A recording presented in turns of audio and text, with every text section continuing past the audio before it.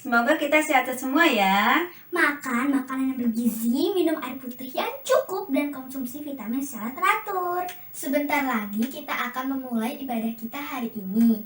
Yuk, mari kita persiapkan hati dan pikiran kita. Selamat beribadah.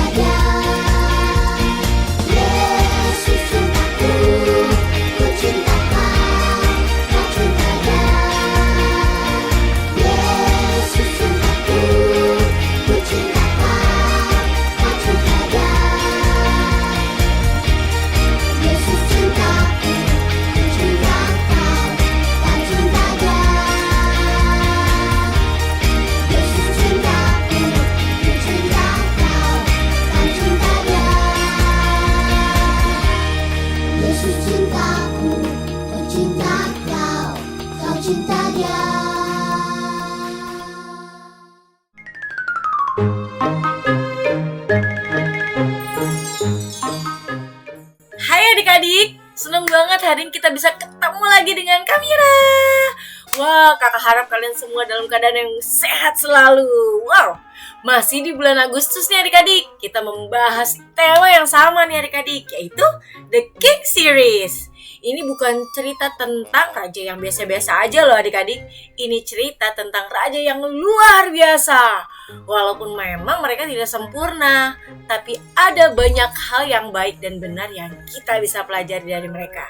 Oh iya, sebelum kakak mau cerita di hari ini, kakak pengen tanya nih sama kalian, siapa yang masih ingat kisah yang dibawakan minggu lalu? Wah, jangan sampai lupa ya adik-adik ya. Kalau minggu lalu itu kita belajar dari Raja Hizkia. Kita banyak belajar di minggu lalu tentang gimana Raja Hizkia itu mau taat sama perintah Tuhan dan mau setia. Dan dia melakukan apa yang Tuhan senangi. Dia suka berdoa dan mengandalkan Tuhan. Nah, hari ini kakak akan membawakan sebuah kisah dari seorang raja yang juga memiliki sisi yang baik dan kita bisa belajar dari dia. Yuk, kakak pengen pimpin kita untuk doa dulu bersama. Yuk adik-adik, mari kita berdoa. Bapa dalam surga, hari ini kami mau mendengarkan firman-Mu. Tuhan bantu setiap hati anak-anak-Mu Tuhan, agar kami dapat mendengarkan firman-Mu dan dapat melakukannya dalam kehidupan kami. Dalam nama Tuhan Yesus, haleluya, amin. Nah adik-adik, kisah hari ini diambil dari buku 2 Tawarikh 27 yang mengisahkan tentang Raja Yotam. Yuk dengarkan baik-baik ya kisah dari Raja Yotam ini adik-adik. Raja Yotam berumur 25 tahun saat ia menjadi raja. Dan dituliskan di dalam Alkitab, ia memerintah bangsa Yehuda di Yerusalem selama 16 tahun. Yotam memiliki seorang ibu bernama Yerusa dan ayahnya adalah Raja Uzia. Sedikit cerita tentang Uzia, ayah dari Yotam. Raja Uzia tadinya sangat setia sama Tuhan. Ia melakukan apa yang benar di mata Tuhan sehingga Tuhan memberkati Uzia dan kerajaannya berhasil.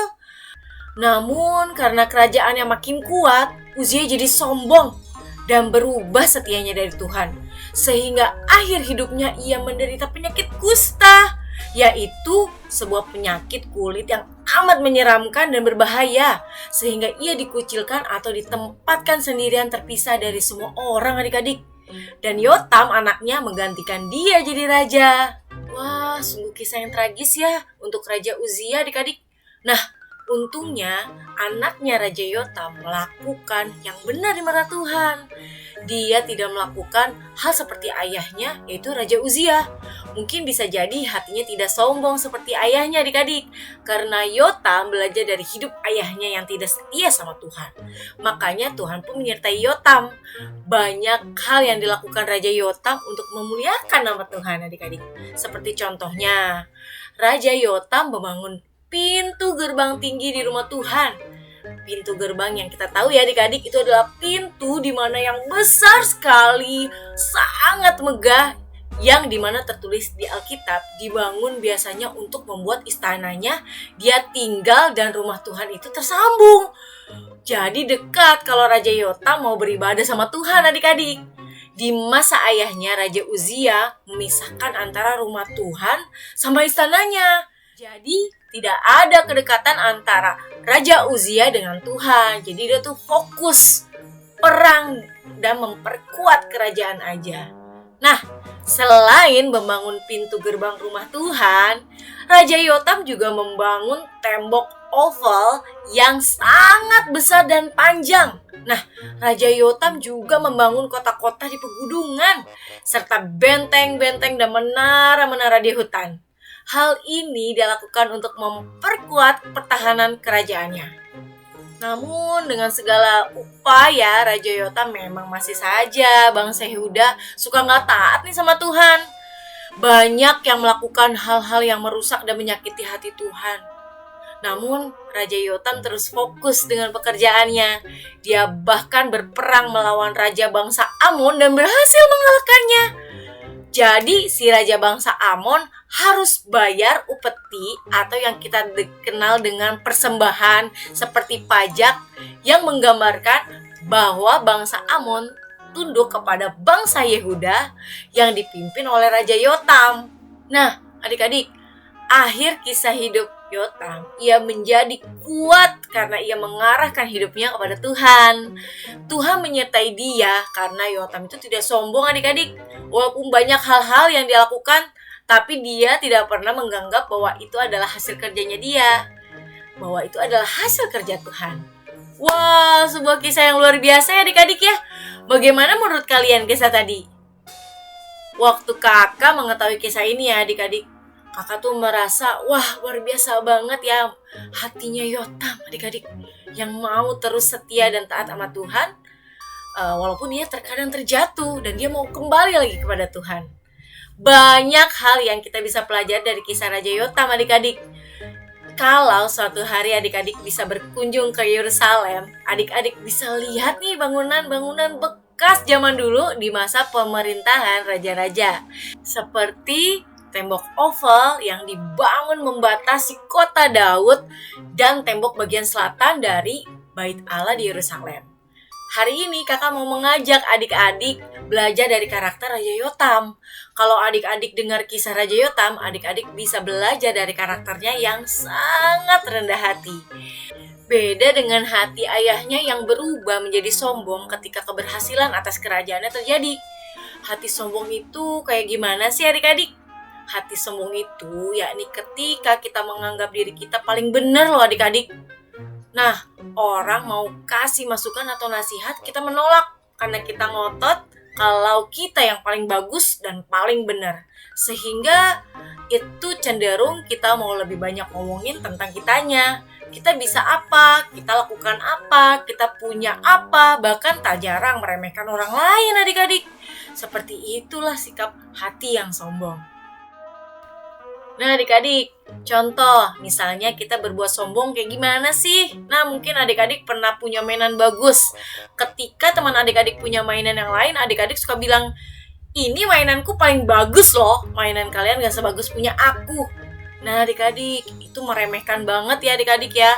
Bisa jadi ketika adik-adik dipuji karena hasil ulangannya bagus, kemudian adik-adik pamer atau menunjukkan kepada orang-orang, oh aku dapat nilai bagus karena aku pintar. Atau bahkan adik-adik bisa dibilang sombong ketika adik-adik tidak mau dikasih masukan atau dinasehati oleh orang tua, guru, sehingga adik-adik cenderung gak mau dengerin. Nah adik-adik, Tuhan sangat gak suka hati yang sombong seperti itu adik-adik. Tuhan mau misalnya adik-adik punya cita-cita. Adik-adik mungkin ada yang pingin jadi dokter, ada yang pingin jadi arsitek, pengusaha, atau lainnya. Nah, adik-adik bisa contoh keyakinan Raja Yotam untuk bisa jadi sukses menggapai impian namun tetap memuliakan nama Tuhan. Bukan untuk dipuji bahwa adik-adik hebat ya, tapi adik-adik mau menggapai cita-cita dan sukses supaya nama Tuhan dipermuliakan.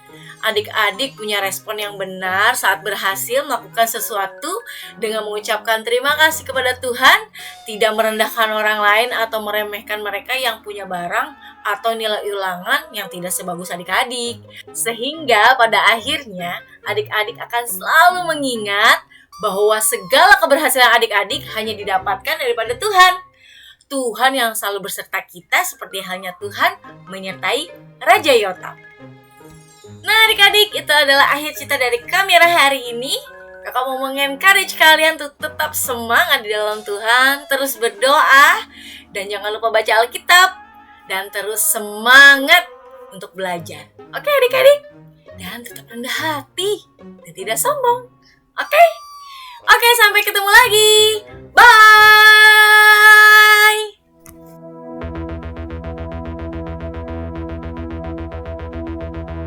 All the static, all the noise can't compete with your beat. Tuning in to your voice, it's your love on repeat. Shout it out, tell the world I found a meaning. Can't be quiet anymore, you're the song I'm singing. Can you hear it? Through a million voices, you're the sound all around. Love is big, love is loud.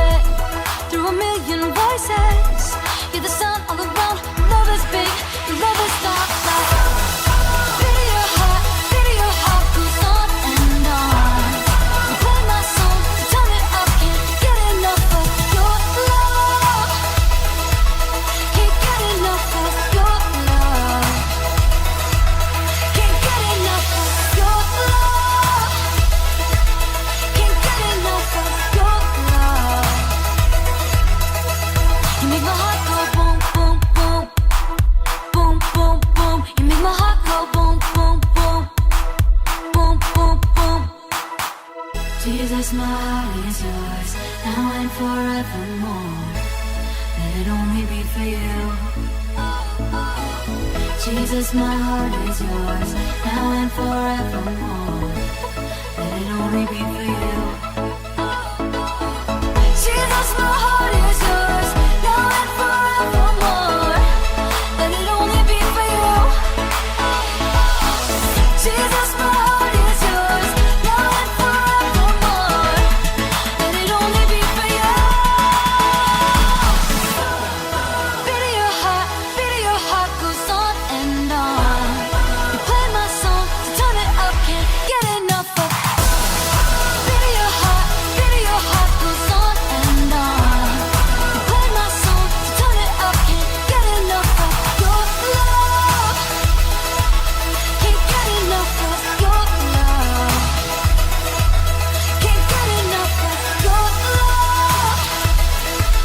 Can't get enough of your love. You make my heart go boom, boom, boom. Boom, boom, boom. You make my heart go boom, boom, boom. Boom, boom, boom.